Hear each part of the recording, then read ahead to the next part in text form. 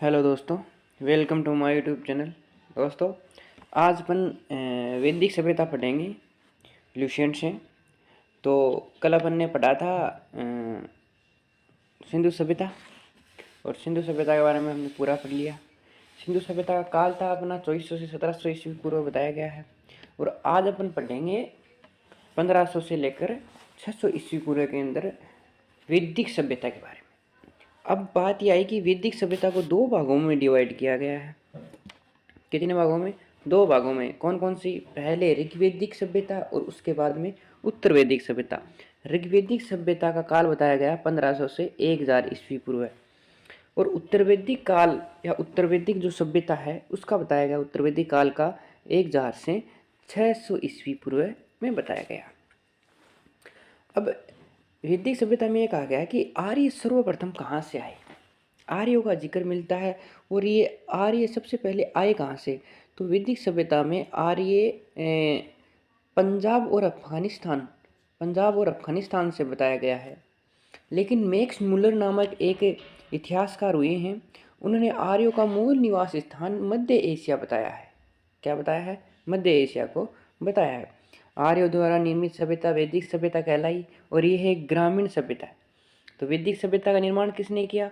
आर्यों ने। आर्यों द्वारा निर्मित वैदिक सभ्यता, और वैदिक सभ्यता एक ग्रामीण सभ्यता थी। लेकिन अपन सिंधु सभ्यता पढ़े वो क्या थी? नगरीय थी। और ये क्या है? वैदिक सभ्यता ग्रामीण है, ये याद रखना आप, ग्रामीण सभ्यता। और आर्यों की भाषा क्या है? संस्कृत भाषा थी। अब आर्य शब्द भाषा समूह को इंगित करता है, ये नोट में लिखा हुआ, ज़्यादा इंपॉर्टेंट की बात है नहीं। आर्यों की भाषा क्या थी? संस्कृत थी।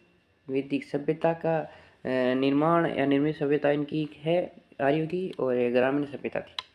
ओके, इसके बाद में अब आर्य थे, आर्य की प्रशासनिक इकाइयाँ क्या थी वो पढ़ते हैं अपन।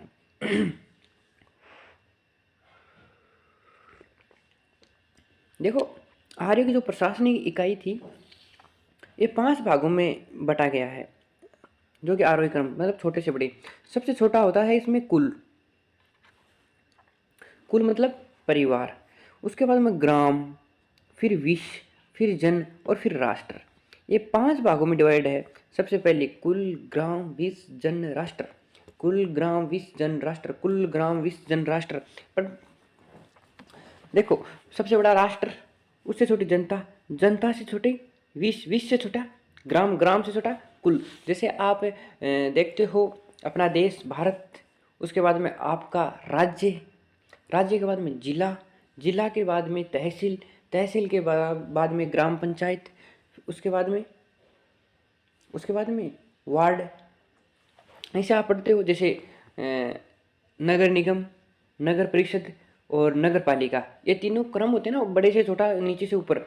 ये आप ऐसे ही यहाँ पर है कि कुल है, उसके बाद में ग्राम, उसके बाद में विश्व, उसके बाद में जन, और सबसे बड़ा राष्ट्र। अब जो सबसे पहले देखो, परिवार का कुल, कुल मतलब परिवार का मुखिया सबसे बड़ा वृद्ध होगा, वही होगा आदमी। लेकिन यहाँ पर देखो, ग्राम का मुखिया ग्रामीणी कहलाता है।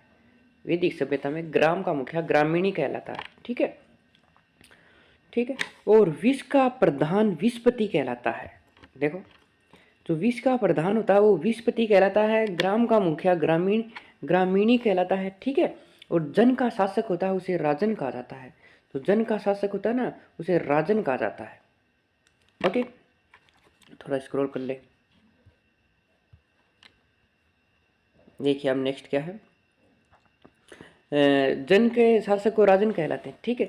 अब राज्य अधिकारियों में पुरोहित एवं सेनानी प्रमुख थे। वशिष्ठ रूढ़िवादी एवं विश्वामित्र उदार पुरोहित थे। सूत रथकर, यहाँ पर ज़्यादा कोई इंपॉर्टेंट नहीं है, रत्नी कहे जाते हैं। सूत, रथकर व कंबानी नामक अधिकारी थे, जिसे रत्नी कहा जाता था, ज़्यादा इंपॉर्टेंट नहीं है। ठीक है। उसके बाद में अपन पढ़ते हैं पूरब क्या होते हैं। जो दुर्ग का पति होता है उसे पूरब कहा जाता है। पूरब क्या होता है? दुर्गपति को पूरब कहा जाता है। स्पष्ट क्या होता है? जनता की गतिविधियों को देखने वाले गुप्तचर होते हैं स्पष्ट। तो स्पष्ट और पूरब, इन दोनों के बारे में पढ़ना। स्पष्ट और पूरब है क्या? तो पूरब और स्पष्ट, पूरब होता है दुर्गपति, और स्पष्ट क्या होता है? जनता की गतिविधियों को देखने वाला गुप्तचर। तो जासूस ना हुआ के हैं? जासूस उसने स्पष्ट की। किसमें? वैदिक सभ्यता में या वैदिक काल में। ओके, वाजपति क्या होता है? वाजपति गोचर भूमि का अधिकारी होता है। गोचर मतलब जो पशुओं के चराने योग्य भूमि होती है, उसका अधिकारी को क्या कहा जाता है? वाजपति कहा जाता है। उसके बाद में उग्र क्या होता है? देखो पढ़िए आप, अपराधियों को पकड़ने का कार्य करता था उग्र। उग्र क्या करते हैं? अपराधियों को पकड़ने का कार्य करते हैं। अब देखो नेक्स्ट, देखिए नेक्स्ट क्या है। ऋग्वेद में किसी तरह के न्यायाधिकारी का उल्लेख नहीं है। ऋग्वेद में कोई अधिकारी का उल्लेख नहीं है। वैदिक सभ्यता में ऋग्वेद में कोई किसी का भी नहीं है। ठीक है। सभा और समिति, अब पढ़ेंगे सभा और समिति। सभा और समिति का काम क्या है भाई? राजा को सलाह देने वाली संस्था थी सभा और समिति। सभा प्रतिनिधित्व करती थी किसका? श्रेष्ठ और सम्राट लोगों का। जो श्रेष्ठ लोग होते थे, उच्च उच्च वर्ग के लोग हुआ करते थे, उनका नेतृत्व करती थी। कौन करती थी भाई? सभा। और समिति, समिति जो कि आम जनता है, जिसे सामान्य जनता है, उसका प्रतिनिधित्व करती है। ओके, अब इन दोनों का जो अध्यक्ष होता है उसको ईशान कहा जाता है। इसके अध्यक्ष को ईशान कहा जाता है, ये भी याद रखना। स्त्रियां सभा और समितियों में भाग ले सकती थी। ओके, युद्ध में कबीले का नेतृत्व राजा करता था, ये ज़्यादा इंपॉर्टेंट है। युद्ध के लिए गविष्ठ शब्द का प्रयोग, वहाँ पहले क्या था वैदिक काल में, युद्ध को गविष्ठ कहा जाता था। युद्ध को क्या कहा जाता था? गविष्ठ, गविष्ठ कहा जाता था। और अब देखो दशराज युद्ध, दशराग युद्ध। दशराग युद्ध क्या है? इसका उल्लेख कहाँ पर मिलता है? इसका उल्लेख ऋग्वेद के 7वें मंडल में प्राप्त होता है। ऋग्वेद के 7वें मंडल के परुषणी 7वें मंडल में प्राप्त होता है। और ये युद्ध परुषणी नदी, जिसे पहले रावी नदी के नाम से अब जाना जाता ना, उसे परुषणी नदी के नाम से जाना जाता था पहले। तो रावी नदी के तट पर सुदास राजा हुआ करता था। सुदास और 10 जनों के बीच लड़ा गया था, जिसमें सुदास विजयी हुआ था। सुदास और 10, एक और तो सुदास था और एक और कौन से? 10 राजा थे।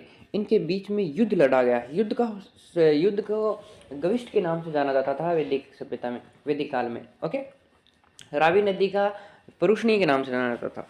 ठीक है। ऋग्वेद समाज 4 वर्णों में विभक्त था। ये वर्ण थे ब्राह्मण, क्षत्रिय, वैश्य, शूद्र। मैंने बताया कि ब्राह्मण थे जो कि जिसकी उत्पत्ति मुँह से बताई गई है, जो अपने क्षत्रिय थे भुजाओं से, और वैश्य को जांघ से, और शूद्र को चरणों से इसकी उत्पत्ति बताई गई है। ये हम पढ़ चुके हैं। ओके, अब ऋग्वेद के 10वें मंडल के पूर्व सूक्त में 4 वर्णों का, ऋग्वेद है उसके 10वां मंडल है, ऋग्वेद को जो 10वां मंडल है, ठीक है, उसके अंदर 4 वर्णों का उल्लेख मिलता है हमें। 4 वर्ण कौन कौन से हैं? ओके, जो कि अपन, अरे ऊपर लिखे हुए हैं 4 वर्ण, ब्राह्मण है, क्षत्रिय, वैश्य, शूद्र है। इनका उल्लेख ऋग्वेद के 10वें मंडल के पुरुष। ठीक है। अब आर्यों का मुख्य पेय पदार्थ था सोमरस था। क्या था? सोमरस। और ये वनस्पति से बनाया जाता था। ज़्यादा इंपॉर्टेंट नहीं, काट दो इसको। नीचे देखो, ज़्यादा इंपॉर्टेंट नहीं है। और ऋग्वेद में कुछ नदियां हैं, कुछ ऋग्वेदिकालीन नदियां हैं, बहुत इंपॉर्टेंट है, ये आपको मेरे हिसाब से पढ़नी चाहिए। तो आर्यों का देखो, इधर देखो, इधर नदियां हैं इसमें, और इधर आर्यों के बारे में कुछ चीज़ें। तो पहले ये देखते हैं कि आर्यों का प्रिय पशु कौन सा था? घोड़ा था, पहली बात। ठीक है। सर्वाधिक प्रिय देवता इंद्र।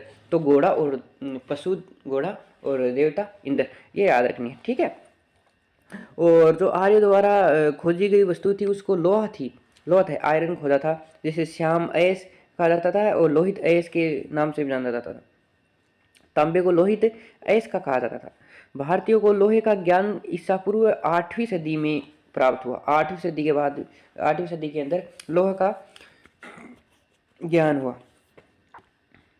ठीक है। अब इधर देखिए, ये देखो, एक वेरी इंपॉर्टेंट है, क्वेश्चन आया हुआ है कि क्रुब क्रुब क्रुब नदी थी, इसका अब नाम है कुर्रम। ओके, कुबा को काबुल, कुबा को काबुल। ओके, वितस्ता को झेलम, आस्किन को चिनाब, परुषणी की रावी, शतुद्री को सतलज, विपाशा को व्यास, सदानीरा को गंडक, दृष्टि को घग्गर और गोमती को गोमल। और इसके नीचे ये देखो सुवस्तु को स्वात। ये प्राचीन नाम और आधुनिक नाम इसमें लिखे हुए हैं, ये आपको रटने ही है। इसके बाद में क्या आता है, ज़्यादा इम्पोर्टेंट नहीं आता है। आगे चलते हैं। ऋग्वेदिक कालीन देवता, वैदिक कालीन देवता कौन कौन से हुआ करते थे, ये इसमें दिया हुआ है। मेरे हिसाब से ज़्यादा इम्पोर्टेंट है नहीं, तो इसको छोड़ दो। इसमें क्या, उत्तर वैदिक काल में हल को सीरा कहा जाता है। हल जो कि भैंसे के पीछे लगाकर जो जोता जाता, खेत जोते जाते थे पहले, ऊँट से भी जोते जाते, भैंसे से भी, बैल से भी, ठीक है। तो जो हल का यूज होता है उसको सीरा कहा जाता था। हल रेखा को सीता कहा जाता था, जो हल की रेखा होती उसको सीता कहा जाता था। उत्तर वैदिक काल में निष्क और शतमान मुद्रा की इकाइयाँ थी। यहाँ पर मुद्रा चलती थी निष्क और शतमान की, ओके। और सिक्कों के चलन का कोई प्रमाण नहीं मिलता है इसके अंदर, ओके। आगे नेक्स्ट चलते हैं। सांख्य दर्शन भारत के सभी दर्शनों में सबसे प्राचीन है। इसके अनुसार मूल तत्व 25 है, जिसमें प्रकृति पहला तत्व है।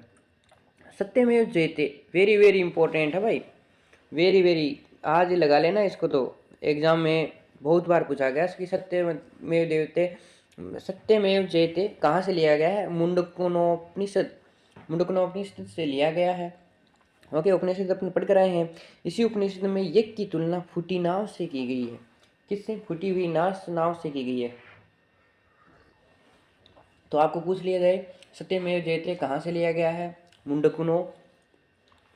मुंडको उपनिषद से, मुंडक उपनिषद या मुंडोपनिषद, ऐसा कुछ बोला जाता है, ठीक है। या नाम है, बोलने में मेरे को तकलीफ हो रही है, आपको तो क्या। नेक्स्ट देखो, नेक्स्ट क्या है कि दूसरी सदी में राजाओं के उपयुक्त यज्ञ वेदी बनाने के लिए इम्पोर्टेंट नहीं है, ज़्यादा इम्पोर्टेंट है। गायत्री मंत्र के बारे में अपन पढ़ चुके हैं भाई। गायत्री मंत्र कहाँ से लिया गया है? ऋग्वेद किस मंडल से? तीसरे मंडल से इसका उल्लेख मिलता है। विश्वामित्र ने इसकी रचना की थी। सूर्य देवता को समर्पित है, और लोगों को आर्य बनाने के लिए विश्वामित्र ने गायत्री मंत्र की रचना की थी, ठीक है। और श्राद्ध की प्रथा पहल दत्तात्रेय ऋषि के बेटे नीमि ने शुरू की थी। श्राद्ध की प्रथा किसने? नीमि ने शुरू की थी। ये भी उत्तर वैदिक काल में कौशाम्बी नगर में प्रथम बार पक्की ईंटों का प्रयोग मिला। उत्तर वैदिक काल में जो कौशाम्बी नामक स्थान है, वहाँ से पक्की ईंटों का उल्लेख मिलता है या प्रयोग किया गया है।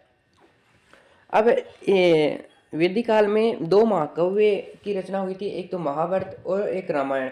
महाभारत का पुराना नाम जय संहिता के नाम से जाना जाता है। विश्व का सबसे बड़ा महाकाव्य महाभारत को माना जाता है। गोत्र नामक संस्था का जन्म उत्तर वैदिक काल में हुआ है, ओके। और वेदांत दर्शन में मौलिक ग्रंथ ब्रह्मसूत्र या वेदांत सूत्र की रचना वेदरायण ने की थी, ओके। नेक्स्ट देखो, ये लो, यहाँ तक हो गया। अपनी वैदिक सभ्यता ल्यूसेंट में कंप्लीट हो चुकी है। अब अगला नेक्स्ट टॉपिक है जो कि हम अभी क्लियर करने वाले हैं, वो है महाजनपदों का उदय। साथ साथ कर लेते हैं, कुछ ज़्यादा नहीं है। महाजनपदों मतलब वैदिक सभ्यता के बाद में महाजनपदों का उदय हुआ। यह 6ठी शताब्दी की बात है। 6ठी शताब्दी ईसा पूर्व में भारतवर्ष 16 महाजनपदों में बटा हुआ था। इसकी जानकारी जो बौद्ध ग्रंथ अंगुत्तर निकाय है उससे मिलती है। किससे मिलती है? अंगुत्तर निकाय से। अब महाजनपद दिए हुए हैं 16 और इनकी राजधानियाँ दी गई है। आप लिस्टेंट आपके पास है, रखनी जरूरी है। जितना पढ़ा जाए रोज उतनी उतनी आप पढ़ लो। अरे वीडियो को डबल स्पीड में कर लेना, मैं बोल रहा हूँ ऐसे वैसे टिक करते जाओ बस। करना क्या, आपको याद हो जाएंगे, फिर वापस रिवीजन करो। तो उन्हीं चीज़ों को पढ़ना है, सभी को पढ़ना है नहीं अपन को। अब देखो, अंग की राजधानी चंपा, अरे मिलान में आते हैं क्वेश्चन। अंग की राजधानी है चंपा। मगध की राजधानी है ग्रीविजय या राजगृह। काशी की राजधानी है वाराणसी। वत्स की कौशाम्बी। वज्जी वैशाली। कौशल श्रावस्ती। अवंती उज्जैन। अवंती के क्या हो गए? उज्जैन होगा। मल की कुशावती। पंचाल की अहिछत्र। चेदी की शक्तिमती। कुरु की इंद्रप्रस्थ। मत्स्य की विराटनगर। कंबोज की हाटक। सूरसेन की मथुरा। अस्मक की पोटली और गांधार की तक्षशिला, ये 16 की 16 राजधानी बता देगी। वर्तमान में इसकी स्थिति क्या है, जो तक्षशिला है वो रावलपिंडी पेशावर पाकिस्तान के अंदर है। ये अपन को नहीं पढ़ना, अपन को ये राजधानी याद करनी है केवल, हाँ यहाँ से अपन को प्रश्न आए और हमारा काम हो जाए। ओके, आज तक यहीं पर है, और नेक्स्ट वीडियो में अपन पढ़ेंगे जैन धर्म के बारे में पढ़ेंगे, उसके बाद में बौद्ध धर्म के बारे में पढ़ेंगे, और उसके बाद में जैन धर्म बौद्ध धर्म से क्वेश्चन आते हैं, और उसके बाद में अपन मगध साम्राज्य के बारे में पढ़ेंगे। तो मगध साम्राज्य का उदय कहाँ कैसे होता है, कौन राजा था, उसके बाद में सिकंदर की क्या भूमिका रही है, युद्ध किया है, उसके बाद में मौर्य साम्राज्य क्या है, उसके बाद में अपने जो दक्षिण राजस्थान के दक्षिण भारत के जो वंशज हुए हैं उनके बारे में भी पढ़ेंगे। ओके, आज तक यहीं। वीडियो अच्छा लगा हो तो लाइक शेयर और सब्सक्राइब करना मत भूलना। ओके भाइयों।